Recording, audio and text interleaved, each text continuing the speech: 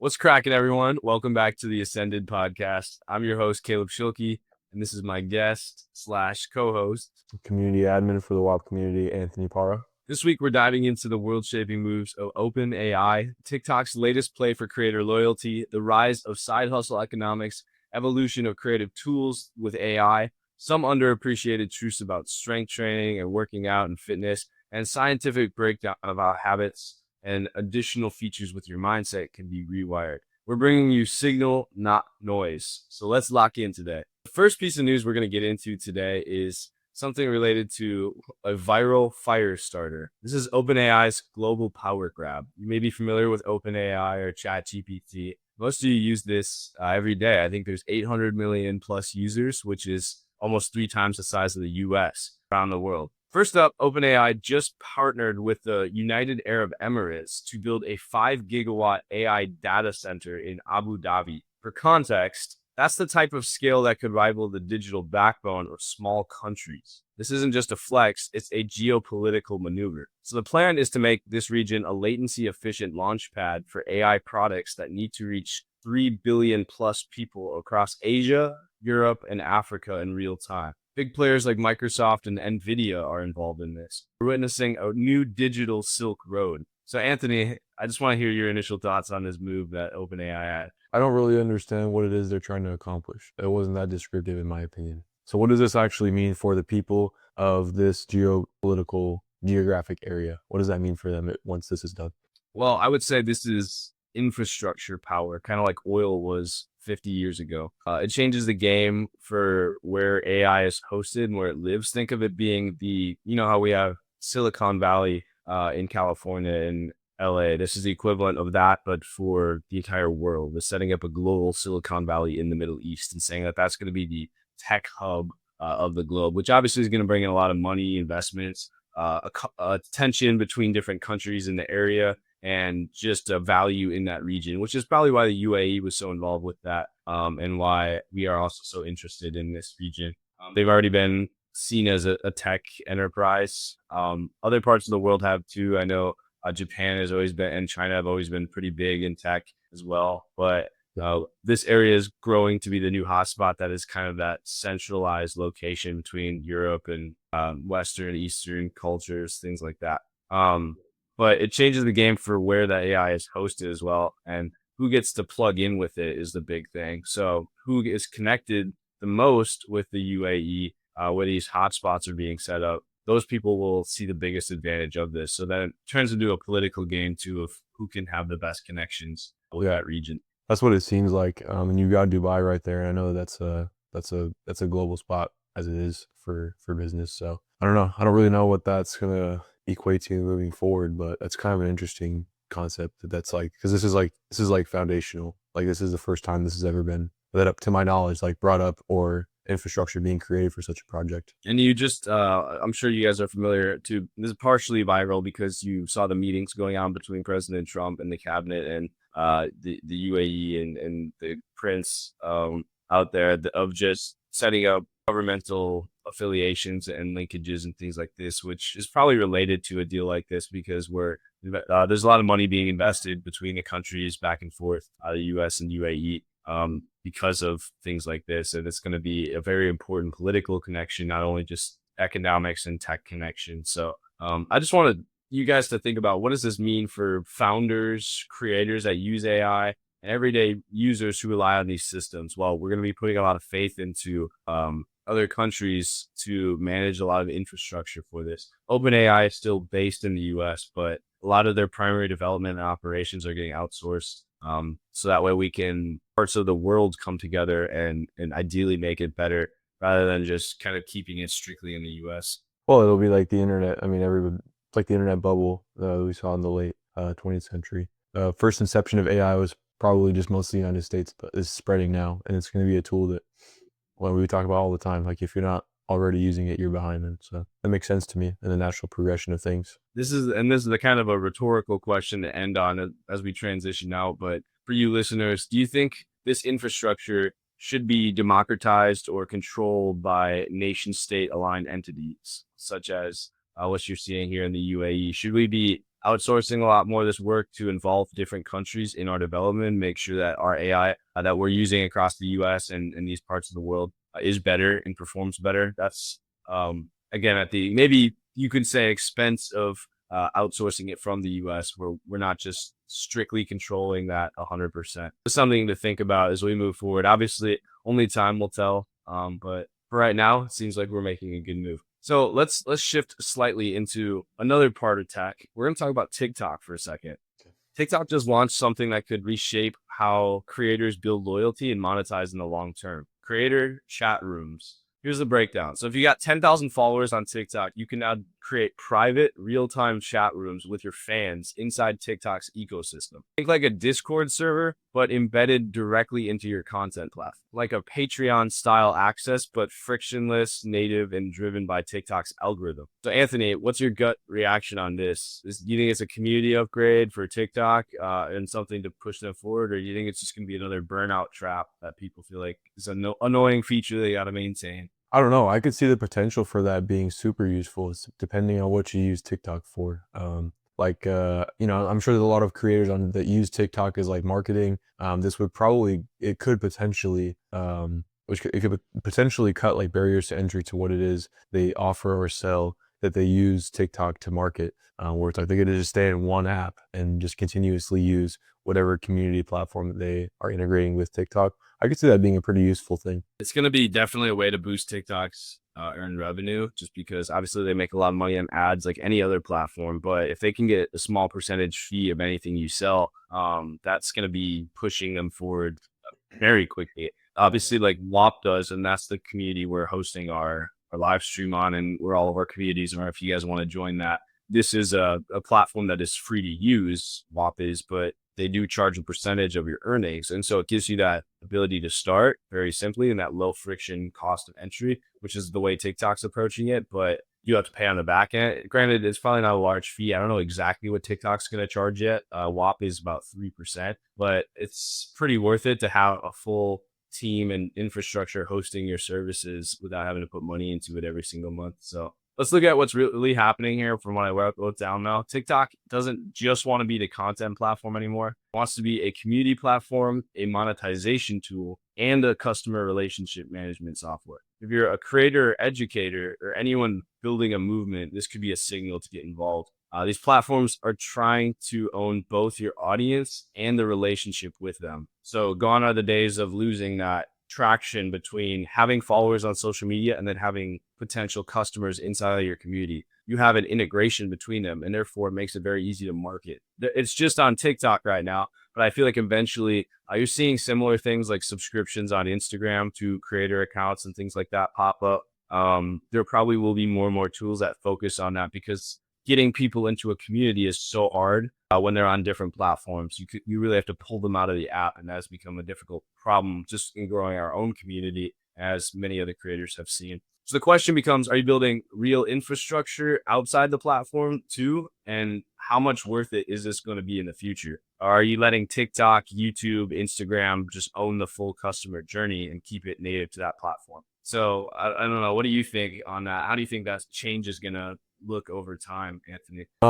I think that these larger companies that have to do with the platforms like your social medias tend to model each other in like what's working for them, what's popular with the users, what's most advantageous for them to grow their profits and revenue. So I think if this ends up doing well for TikTok and they're making a lot more just ad spend, you know what I mean? They're not just making money from ads, but now they're also making money from the work that other people are putting in using their initially free platform. And I think that if other platforms see that this is profitable for them, that it might just be the most commonplace thing. And then you might see competition between like between TikTok or like Instagram, or I guess Meta, because Meta owns, Facebook, Instagram, and so forth. But you might see it'll drive competition further, where it's like now instead of so this also might be a problem for places like Whop or Discord now, where it's like people are transitioning away from that to where they can just have everything all in one app, from marketing, like you said, to the relationship they have between the customers. So there's going to be less need for, this is just me thinking like down the line, I could see that meaning there's less need for the apps that just handle the relationship. So that could be a downfall for them, but probably increased profitability for other platforms in the same space as TikTok. I think I'm gonna play devil's advocate here for a second and give you guys the downsides of this, because I do see some downsides. First of all, one of them is the monopoly effect, right? If you only have TikTok, Instagram, YouTube, let's say, as your main platforms, don't have a ton of competition, which means that they could control what percentage fee they're charging. And maybe they come back later and they say, well, community's all built up now. We're going to charge a 10% fee. And that's an insane amount compared to what you could get on a third party app like Whop.com, like we use. And they're generally competition wise in a pool of many other community platforms like Discord, Kajabi, etc., School. It can be a little bit more competitive with their pricing. But when you're only involved in Instagram as your entire ecosystem, let's say TikTok in this case, because you've seen the news recently, if TikTok does get banned or does shut down again, that's all your money gone because nobody can pay you. You can't collect earnings. You can't put content out. You're stuck 100%. So if you become too reliant on just one platform and it's directly tied to social media, that could be problematic. So I would recommend, if you do get involved, just be wary and have a system where you can maybe leverage both, have a primary community outside, but then maybe a little mini subscription business that's based on that platform itself. So you don't make your entire business model reliant on one social media platform. That's always the question you should ask. So like, if everything shut down, how would you look? So again, I think it's not just a feature drop, but it's kind of like staking your territory. TikTok's trying to grab territory. It's going to shift how people build, sell, and scale businesses, just like Instagram's been trying to do. Even YouTube has too with their subscriptions. If you had 10,000 followers, though, and this is a question to you guys that are listening, and could run a private chat room with 10,000 followers, what would you do with it? Would you sell merch? Would you launch a mentorship program, host content challenges? What would be your primary way of monetizing? And which of these types of structures seems best for you? Again, we're teaching all these inside of our community, but just something to consider because of how easy it is to monetize. And therefore, the only business model that makes sense in the future is creating content, because that's how people come to know you. And you could sell a hoodie one week and your mixtape next week, and they're both going to get sales because the audience is already there and likes you, and therefore wants both of those things. So something to think about. Anything else you want to add, Anthony, or do you want to pivot?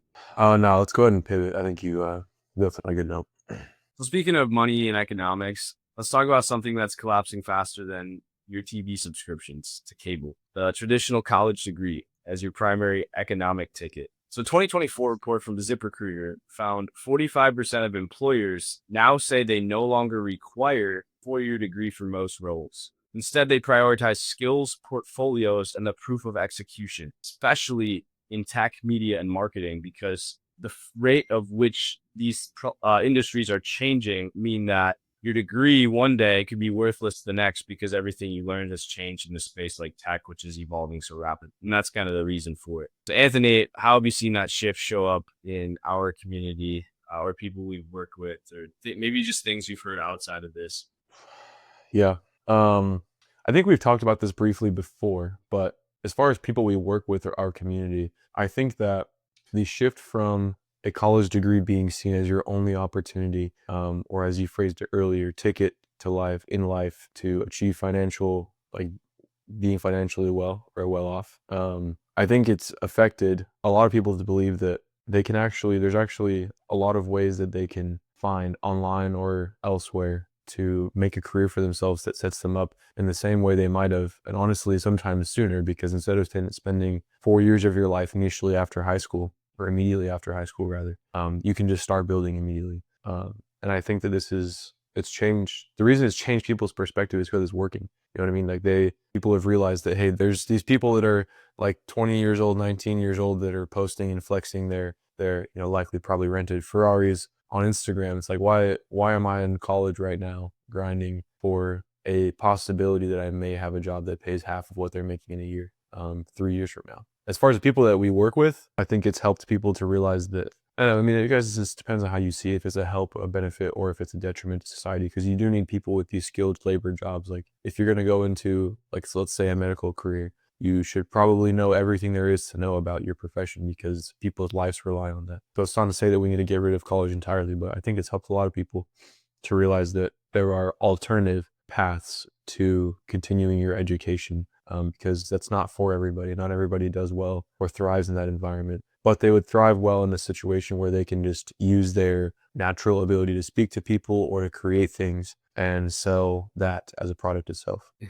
I think it's scaring a lot of people that are used to the traditional route because it's going from like where did you go to school to what can you build or what can you solve, and that actually forces people to try. Right? I mean, that's a good thing for society because it makes better products, it makes competition, which drives prices down. It makes companies more efficient because people actually have to reward merit, and it's a hard thing otherwise because your parents could send you to school where you're drinking every weekend and going to the frat party and you get this piece of paper and all of a sudden you can get any business job you want versus the person that maybe didn't get the degree, didn't have the opportunity to get into a college, works their ass off in a trade, and they're way more technically advanced than you are, but they're getting paid way less for the same job. And so it's like this rise nowadays of people realizing this in this still skill stack economy where somebody can, with writing skills or prompt engineering, sales, design, whatever it is, can earn more than someone with a traditional business degree and no proof of execution because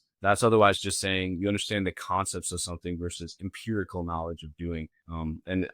I mean, the smartest players are building micro brands around these skills, like kind of what we have here with automation and copywriting businesses and agencies, because they're documenting their journey and stacking more income streams as they go. And that's why content wise, if you guys are only brand focused and you're not focused on showing the proof of execution or what you're doing in the trenches, even if it's not productive, but just showing you're involved with it, then the business major who has the perfect LinkedIn picture and everything and says they can do the same job isn't going to even stand a chance against you because what have they done to show the same?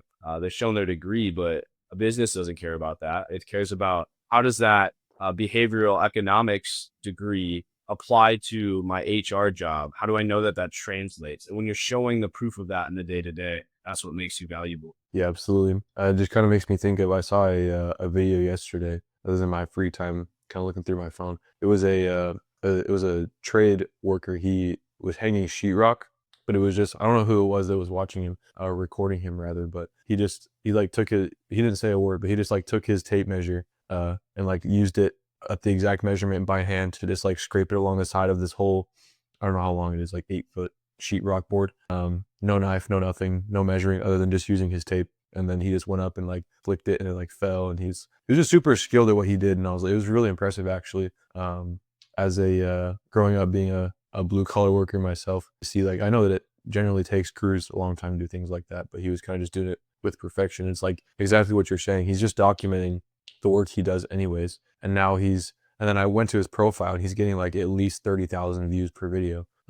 So he's not only making money doing his job, but now he's building a presence online that he could transfer to, like, hey, learn how to work doing the same thing I do, or, whatever it is that he wants to sell, he could do that too. To be honest, too, I don't really have mercy for the people that are like, well, it takes a lot of effort to try to get jobs and do these things nowadays. You know what it also takes a lot of effort to do is to create content. But not as much, it's a lot more rewarding because you don't have to, a lot of times you just put a camera up and do what you're already doing, putting drywall up. And people see that and they're like, wow, this guy's actually really good at what he does. And without meaning to, that same guy is probably maybe, I don't know where he's located. Let's just say he's in like, I don't know, like San Antonio, right? The people all around that area will be like, oh, this guy's insanely good. He can get this job. He's a one-man army and he can get the whole job done in like 6 hours. And versus paying a whole team of people, they'll send him DMs and he'll have this constant line of work set up for himself just because he propped a phone up while he was doing what he did. And you don't need this fancy setup. You could tell he was just in a work environment, but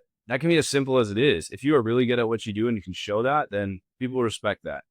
It's just as if you were in the same room as him and you saw him hang a whole piece of drywall like that by himself, then it'd be pretty impressive to watch. And again, like those people with those skilled trades that can market that now are more dangerous than anyone with a degree, just because traditional systems and standards are changing. And thankfully, I do think it's a good thing. Obviously we both have bachelor's degrees, but I think we're also both competent in fields that we're in that we could perform and show proof of that. Otherwise, the only time it's difficult is when it's a entry level job, because a lot of entry level jobs are like, well, what's your experience? And if you haven't had experience yet, that can be very problematic because you don't have something to show. You just kind of have to show how you could be confident or things that you have. So you just got to interview well, or build up. So it could take a little bit longer rather than just a degree showing that you could start at a higher salary. I don't know your thoughts on if that, because that's kind of the only really flaw of the system. But I don't know. People find avenues that work for them, and so it's just a matter of what you're willing to do to make it work. I think. so I guess question to you guys: what's one skill you've built or are building right now that's more valuable that you would say than your degree? Maybe it's just you're a SoundCloud rapper and you want to monetize that someday, or you are a hand plumber, right? That services all your neighbors' houses, and maybe you don't have the certifications for it yet, but you want to. Something like that. All right. So let's pivot here. Let's go back to Drinker. what was that? They're professional energy drinker. Professional bodybuilder. My bad. I didn't mean to interrupt. Para. Yeah. Yeah. AI. So let's talk about AI one more time in a slightly different way. AI is now putting Hollywood tier tools into the hands of the average person. From ChatGPT to Midjourney, and from 11 labs to AI video editors, you can now create what once took entire teams, budgets, and years of experience. We are watching a new creator class emerge because of this. And again, I can even say in my personal experience, I've used plenty of tools like Adobe Podcasts, which will actually, by the time you guys are listening to this, make it sound like we're in a studio together. Even though this is a virtual call, makes our audio impeccable. And I just upload it and it does all the work for us. We don't need to spend thousands on mics like that. Like all these little tools, they're not just tech advancements, but they're infrastructure shifts into creative freedom and allowing the playing field to be leveled because you don't need all the fancy tech to get started in. 2024 Adobe study found that 67, by the way, that's 2 out of 3 new creators under 30 are using AI tools in their daily workflow, whether for scripting, editing, music production, or design. That's not fringe. That's where future becomes present now. So Anthony, have you messed with any of these AI tools recently, and in what way?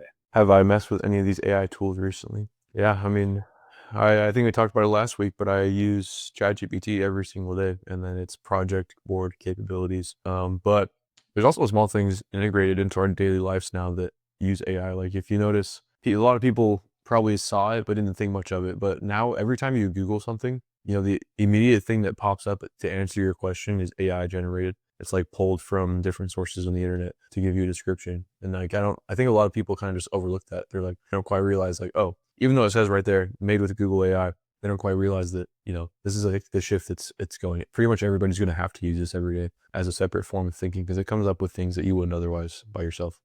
But yeah, I use both all the time, every day. Even like on Spotify, like it's as simple as that. Like the AI algorithm is putting together playlists that based on what it thinks I like. And Spotify is really good at this, by the way, at guessing songs that would match your vibe. Have you seen their new update with that? How recent? It's only a couple days old. It happened this week. I guess another good news source. But there's this create. I guess there's a create tab, so you can hit playlist or AI playlist, and you can just say, make me a playlist of sad country songs, and it'll like instantly generate a bunch of samples. You can like select add depending on like a 5-second snippet of the song you can listen to. You can make a playlist in like, I don't know, 30 seconds of like the best songs that will fit the mood depending on how well you prompt it. Which again, obviously being good at prompting is the key to, I think, a lot of these AI tools. You have to be able to tell it what you want. But it's just crazy how these features are everywhere and they're doing a really good job. I mean, that's why it's traditional business models, right? Maybe you could have paid a freelancer to create a playlist for you. I mean, that's probably a gig somewhere on Fiverr, right? That you could hire out, tell it what kind of music you want to listen to, and it'll make you like a 50-song playlist. But that person would charge $20-$30, and now AI will do it instantly. It's funny. I saw another meme the other day. I probably spend too much time looking at memes instead of working. It was like a screenshot of a YouTube video that was the title, the thumbnail was like, I lost my job, my freelance, writing job to AI. And then underneath it was like an AI overview of the video that was like describing, in this video, he just explains how AI has taken his $10,000 per month freelance writing job. I thought it was hilarious.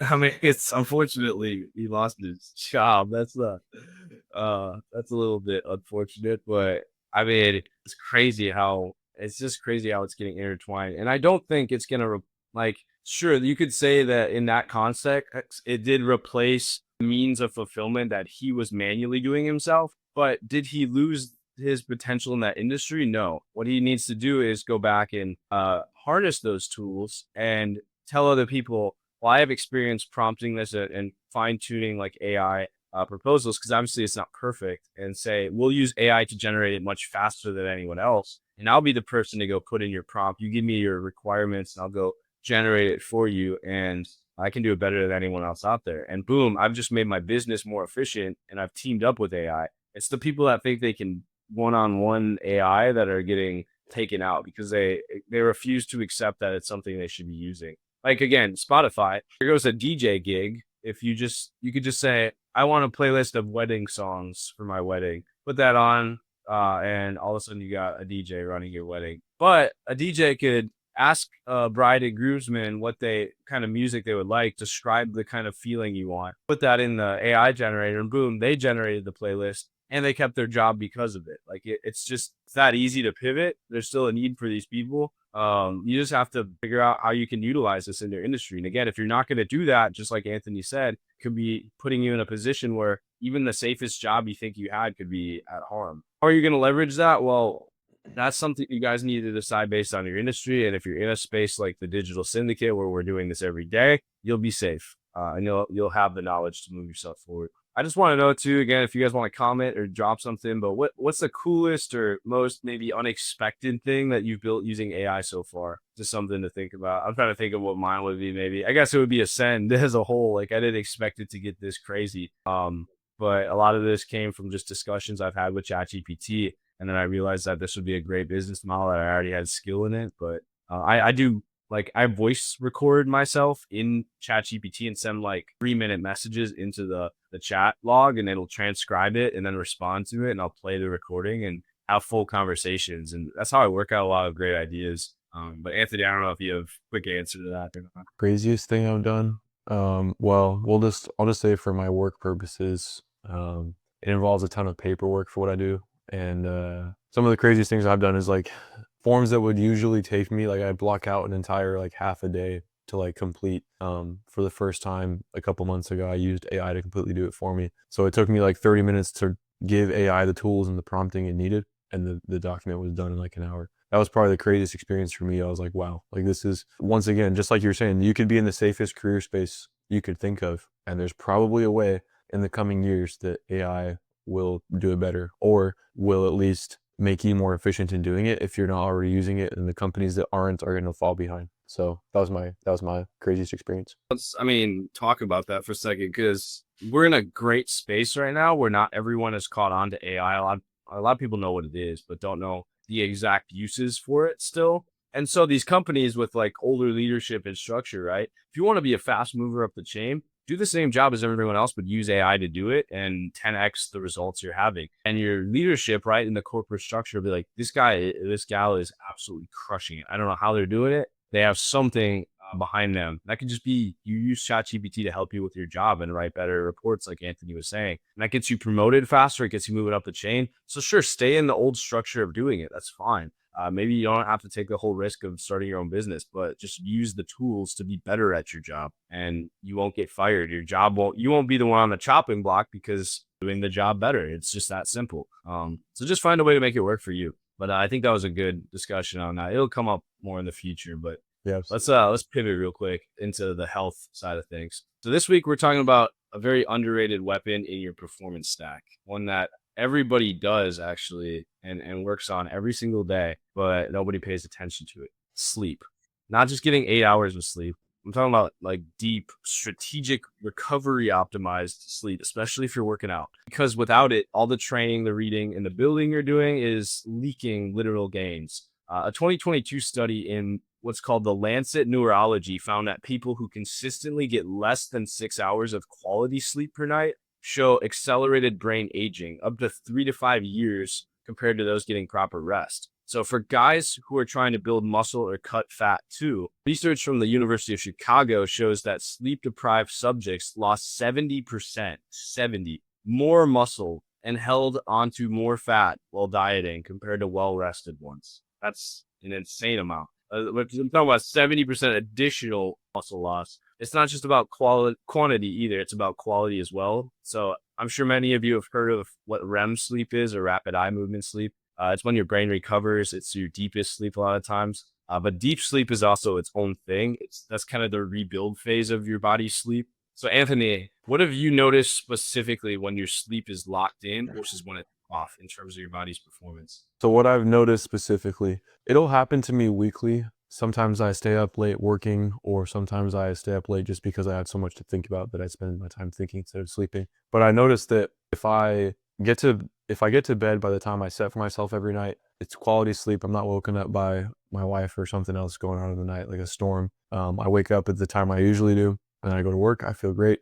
I don't feel like I need to rely on caffeine. I don't feel like I need to go home and just, oh man, I just want to take a nap. My workout goes great that day. And then sometimes when those things do happen, when I don't get the optimal amount of sleep, or when life happens, right? So it's not like it's going to be perfect every night, but there's a massive difference in what I've noticed is pretty much either just the way my workout that day goes, how my ability to perform physically, how much brain fog and like not confusion, but lack of ability to focus on my tasks goes, or even just the way I speak to people as well. Generally, I'm outgoing enough to like carry conversations and know things about people and remember things from past conversations, but without proper sleep, and it can be as small of a thing as you can imagine too. Like it's not even like I slept 0 last night. It's like if it just wasn't even to what I usually get, or if I woke up a couple of times, it completely throws it off. Another thing I'll say is that a lot of people, and if you have any experience in fitness, you know this is not the case, but a lot of people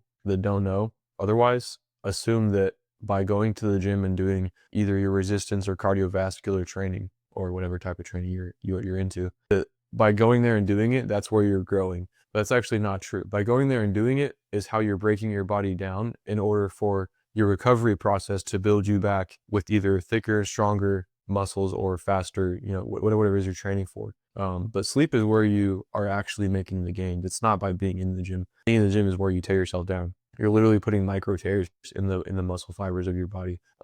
And so that 70% of muscle loss that you were noting earlier doesn't surprise me at all, because if you're going to go to the gym and literally put micro tears in the fibers of your muscle and then not give it the proper recovery and nutrition that it needs to repair itself, like it's no wonder you're going to lose muscle, because you're literally destroying it and you're not giving your body a chance to repair it.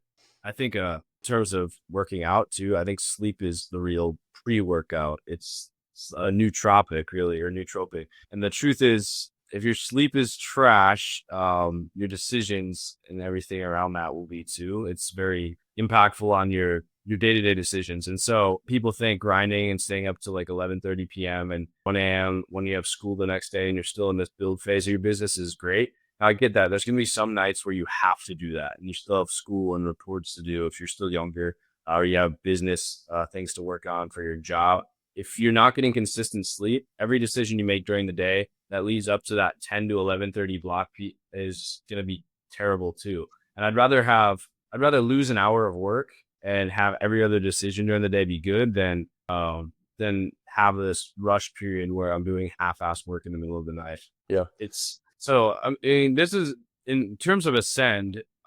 I came up with kind of a few bullet points to recommend for people that are kind of universal and will result in better sleep. You can refill up that health or that sleep bar, right? So it's green the next day and you're not just filling it up halfway to yellow and you're running on empty. So to really fill up your energy and get to the full recovery, the first thing almost everyone recommends is doing a digital sunset at least 60 minutes before bed. So just turning screens off. It's hard to get rid of screens. A lot of you are going to stare at your phone right before bed and then put it down and try to sleep, and you're going to sleep really bad. I try to keep my phone, plug it in, I set my alarm, and then I'll go do other things and come back and go straight to bed and get off my phone completely. And I'll go do my dishes or clean my house, brush my teeth, all those like other things. I'll fit in that last block as long as I can before bed. The second thing is a cool room. It's recommended you keep the temperature of your sleeping room at 65 to 67 degrees Fahrenheit. Magnesium glycinate, sorry, and no blue light is a really good combination too. Good vitamin and a good combo to use. I actually have my blue light glasses. They're not in here right now. But usually I have them on when I'm working just because even during the day too, because it just reduces eye strain and the amount of energy that's being poured directly into your brain through your eyes. And then, like Anthony was saying, just being consistent and really hitting it hard, going to bed at the exact same time and waking up, even on the weekends. And that's the hard part, is because most of you are like, I made it through the week. I'm going to stay up. I'm going to go party this weekend. I'm going to go do something fun this weekend. And so you'll stay up like 2 hours later than you did during the weekday when you had work. And even though you would be getting more sleep or sleeping in on the weekends, it's actually worse for you because your body's getting thrown off rhythm. So sure, maybe sleep in slightly longer, but generally try to wake up at the same time, even on the weekends, and you'll get more done anyway because you'll be up. You won't be sleeping in so late. Just because your body's used to that. And when you're breaking the pattern constantly, this is why workers and blue collar workers that have swing shift jobs. My father was in this position. He had a lot of heart and health injuries and conditions because of that. Because for 27 years, he's been on a rotating 12-hour shift of 6 a.m. to 6 p.m. And vice versa. And so that becomes very hard on your body to get adjusted. And so your heart and your circadian rhythm gets thrown off too. And obviously when you're trying to work out, live a good life, be fit, when your heart's already having issues from sleep, it can make it very difficult to get the best progress that you can. So get the fundamentals dialed before you start chasing all these hacks though, and just go to bed when you need to.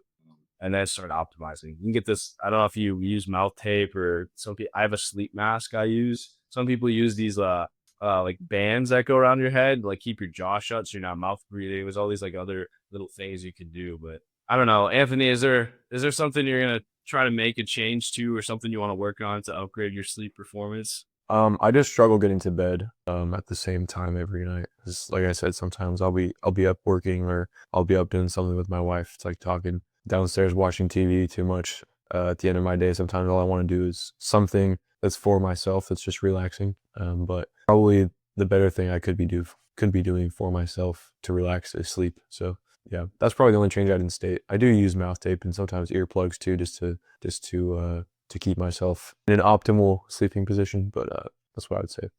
I bought again, I have an eye mask I wear, and I was like, the alternative is blacking out my room completely, which why would I like buy all the curtains and do that if I can just get a $10 mask? And then I was like, well, some people don't like the fact that it's like pressing on their eyes all night. I got one that has like inserts in them, kind of looks like mini pool goggles that like you can blink it and stuff, but it's still a blackout mask. Kind of it's really not hard to get these things cheaply on Amazon, but just find a couple ways. Weighted blankets, little things like that can also help. But just find out what works for you, test a bunch of stuff, and you'll start realizing all areas of your life will be better because of that. So speaking of development and growth and things like that, we're going to shift to one last category, which is our personal development side. And we'll wrap up today on something that every guy I know deals with, whether they realize it or not. I guess women too, but primarily for our audience, dopamine regulation and deregulating the levels you're already at. I'm talking about quitting your phone, right, or dopamine cold turkey. We're talking about understanding how your brain's reward system either drives or drains your ambition.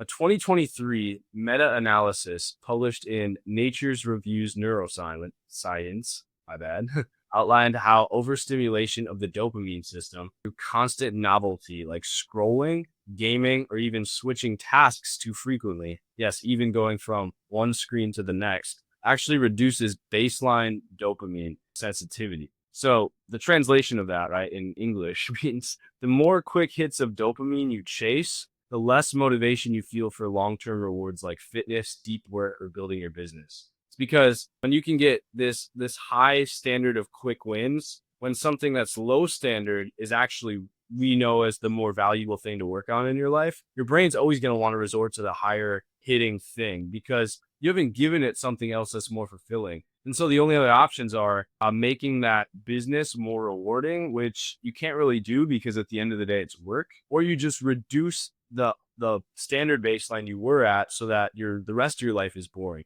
This is why you have to sit in your apartment or you have to not go out on the weekends when you're building a business, because you're going to feel this like it's almost a withdrawal like you'll see from gambling addicts, drug addicts, alcoholism, and things like that. When your body feels like it needs that dopamine of like going out, doing fun stuff, sitting on your phone, scrolling, having that dopamine rush because you're not rewiring it yet. And So that old you, that old mindset is like almost like having a seizure inside your mind trying to get that quick hit, but it's going to feel like death, but that's because it is. It's death of that old standard to reset it to something worthwhile. Basically, I mean, think about that. And Anthony, I'll ask you something in a second, but the brain's chemistry might just be shot from overstimulation. It might not be that what you're working on isn't worth it. You're focused on your business and how low rewarding it is. It's still rewarding. It's just what you're already doing is more rewarding in your mind, even though you don't think it's rewarding. Your brain thinks it's rewarding. And so until that comes down to be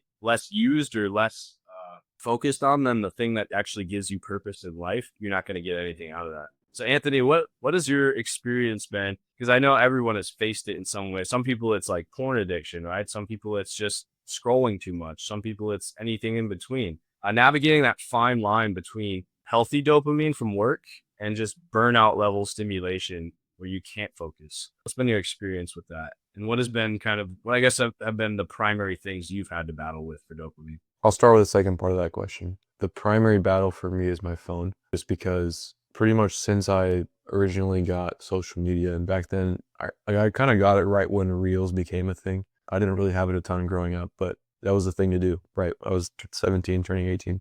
Social media never interested me until there was like an option to just, oh, this is cool. Like see videos that are tailored to me that I know that the algorithm knows I will enjoy. And so it's been like, what was it, like 5-6 years since then?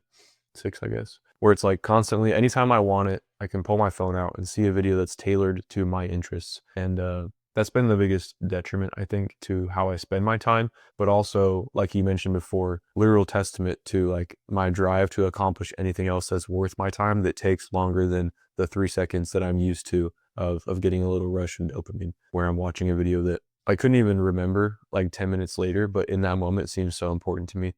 Sometimes like I'll be so locked in and just watching and just going through my reels that like I don't pay attention to the tasks that need to get done or to the people like my wife, for example, that demand at my time and energy by nature. And so the biggest battle for me still is how do I stay away from that to make sure that I'm balancing accomplishing the other tasks I need to in a day. There's a lot of ways you can get around that. Like one, you can just, it seems as simple as just keep not getting on your phone or just deleting the app. But once you've been doing it for so long, it's almost like it's literally the same chemical reaction in your brain as the drug that you might have been addicted to, where it's like you'll do anything after a certain point to get it back. So you end up re-downloading the app, you end up going over your time restrictions you set for it. But I think that it's just like you were saying, the best thing that you can do is just find some sort of system or process that works for you to make sure that's not a part of your daily routine anymore. And it's more like every once in a while, here's this, well, I have nothing else to do, I've accomplished my task for the day. You're like, yeah. Oh, here's my friend. He like has this drinking problem. It's just excessive. Oh, I don't know. That sucks. Well, swipe. Exactly. You're like, oh yeah, I couldn't even imagine having an addiction to something. Next video. And it's like everyone has the addiction. I guarantee you have the addiction and you're just probably in the denial phase of it. It's only when realizing that you have a problem, right? Like think about what you would tell an alcoholic. Gosh, I forgot the word. What you would tell an alcoholic or like some sort of addict to drugs or amphetamines or whatever it is. The first thing you have to do is admit that they have a problem with it, and everyone knows they have a problem with it. You don't think it's as bad as it is, but it is really bad. Even during this live stream, I've looked down at my phone several times. I'll just chuck it on the floor over here and I can get rid of it. Like that's actually what I'll do at my desk. I'll be working and my phone will go off and I'll just like kind of do a slight toss on the floor. So it's like 5 feet away from me. So I have to like get up and go grab it if I want to. You don't have to leave it in another room completely, but just if it's right on your desk in front of you and you're working on stuff, then every time it lights up, you're going to just do a little glance down. And if it's something worthwhile enough, all of a sudden, even though you're doing deep, fulfilling work, dopamine shoots way up because maybe you got a text or you got an update from something that's important. And now this is all you care about, even though it's sitting right here and your screens are right here that are giving you actual benefit. You're just not going to be locked in on it because it was in the area. And so if you're trying to rewire it, the first thing is getting your phone out of there or just putting it somewhere else when you're working, because all your brain has to focus on is the fulfilling work. Neuroscientists, I'm sure you heard of Dr. Huberman, Andrew Huberman, talks a lot about dopamine resets. Again, think about somebody that's an addict, right? You're not just gonna maybe if they're really bad, you'll temporarily put them in like a withdrawal room. You're not gonna rip that away from them. You can't rip something away from them cold turkey. They're gonna have too many withdrawals. They're gonna cave back in. And right, I see this a lot with like porn addiction, right? Like porn addiction is very hard to quit for a lot of men. Like they'll go a few days without it, and then the urges or whatever will get too high, and they'll cave back in. Same thing with your phone, but it's on a more micro level. It's in span of minutes, really, that you can't go without your phone. But you need to you don't want to go full monk mode from the start. You just can't. And I've tried that with like my phone and things like that. Other people have, but really, if you try to rip the baseline down, it's gonna fluctuate back up. You can't maintain that level very healthily for a long period. You need to instead, over time, just gradually decrease it while increasing the value of your business. And that's eventually they just one overtakes the other, and you'll feel that. And that's when most people magically say their life gets more fulfilling, is when this dopamine level from their old life gets surpassed by their new life. Things you can do that I wrote down to lower your current baseline. 24 hours with no social media would be a goal, but you're not going to start there. So maybe it's from 8 a.m. to noon, I'm not going to check my phone. And then from 8 a.m. to 2, I'll check my phone. You still have to check your phone, right? But like, I'm not going to like sit on it or scroll or do anything like that. You could delay gratification, right? Again, if you have something crazy like a porn addiction or a drug addiction or alcoholism, just like quit those first, because that's already your highest level. And then like a cold shower before breakfast, something to shock your body and remind it that pain is just a natural part. Being in the gym helps too, Anthony. I'm sure you know, because that trains your body that it can't just get pleasure from something in the short term. It has to work to something long term. And physique is usually the way I see people start it, because they'll start building a better body, and they'll realize that there are things that can be achieved in the long term that don't come overnight. And when you have that mindset from the gym and you realize you can get in shape, then it becomes way more worth it to work out a business. All these things are replacing cheap dopamine with real world effort based rewards, like lifting again, walking outside, or finishing deep work sessions. So your brain gets fired up because it resets the baseline, because you're finding the right things again. And that's kind of the point I'll end on with that. But just something to think about here. What's one area where you know your dopamine has been hooked and has you hooked? And what's one real world habit that you're going to replace it with this week? And Anthony, let's go back on last week's point for a second, where we talked about habits. You have the cue, the behavior, and the outcome. What do you think is a big cue of going on your phone you could fix if you had to change that part of it? A lot of what brings me to my phone is a buzz or the screen lighting up, so a notification essentially. So the way you could fix the cue for me would just be put it on do not disturb, so you're not getting notifications. Like, if of course, obviously it would need to be in a period where there's no chance that somebody needs something from you urgently. But let's say if you're just going to go for what Caleb was saying earlier, the window of time, just have it on do not disturb. Make it impossible for the phone to give you that initial cue that says I need to get on my phone, and then once you're on it, you end up staying on it. Great point. And something a lot of people don't do is, every time you download an app and it asks you to turn notifications on, really ask yourself, do I need notifications from the McDonald's app? Like, first of all, is it an app that the notifications from it is going to add to my life? Typically, McDonald's, 250 calorie Coke isn't going to add to your life. So don't turn notifications off from McDonald's. Just keep it in app. So if you were getting McDonald's and you needed it, you can just figure out everything in the app, and you can just keep your phone open if that's what you're doing that. Go through your settings on your iPhone. If you have an iPhone, you can go, app by app, or you can go to the notifications tab and just click all the ones off for the apps you're not using. If you think about it, if the biggest cue to go on your phone is a notification, like Anthony said, and you just decreased half the amount of notifications you're getting, you're going to go on your phone a lot less. You're just not going to it's not going to light up as much, which means you're not going to look at it. You're not going to go on. So change the cue, or make the behavior better. Anthony, you could there's ways to do that. You could go do something more productive, or something that makes you feel happy in a good way. Like go take a walk and enjoy nature while your phone's out of the room, touch grass, as they say. And that could replace it with a different type of dope will work better. Yeah. So, let's build a real culture of focus again on that point, and let's leverage the right types of technology, AI, to do the work. And from what we talked about here, there's a lot of growing and new creator spaces. This has been a great podcast, really, but this has really been pretty much the wrap up on this week's mission. We covered AI infrastructure, TikTok's bid for creator loyalty, collapse of traditional careers, the rise of AI-powered creativity, sleep as the new superpower, and how to control our brain's reward system. If you got value from this, please don't keep it to yourself. We'd love to hear it. So hit follow if you're on YouTube, subscribe. And if you're ready to go from listener to operator, step inside the digital syndicate. That's where we'll hand you the exact AI automation tools we've designed in-house to build and scale digital offers across Instagram, text, email, even from scratch. So you'll learn how to build and sell your own AI tools or digital products, automate your coaching, agency, or consulting business, master content, systems, and monetization at scale, and plug into a network of future operators just like you. So with that said, Anthony, do you have any last words for the crew?